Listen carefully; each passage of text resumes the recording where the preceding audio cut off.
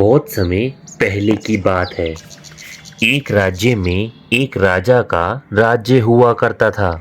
एक दिन उसके दरबार में एक मदारी एक बंदर लेकर आया था। उसने राजा और सभी दरबारियों को बंदर का करतब दिखाकर प्रसन्न कर दिया, क्योंकि बंदर मदारी का हर हुक्म मानता था।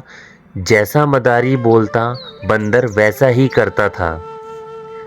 ये आज्ञाकारी बंदर राजा को भा गया और उसने अच्छी कीमत देकर मदारी से वह बंदर खरीद लिया। कुछ दिन राजा के साथ रहने के बाद बंदर उससे अच्छी तरह हिल मिल गया।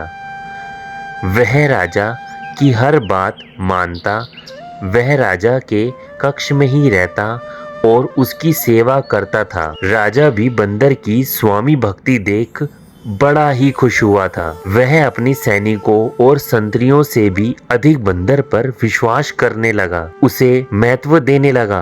सैनिकों को यह बात बुरी लगती थी, किंतु वह राजा के समक्ष कुछ कह नहीं पाते थे। एक दोपहर की बात है।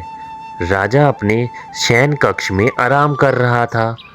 बंदर पास में ही खड़ा पंखा झल रहा था। कुछ देर में राजा गहरी नींद में सो गया और बंदर वहीं खड़े खड़े पंखा जलता रहा।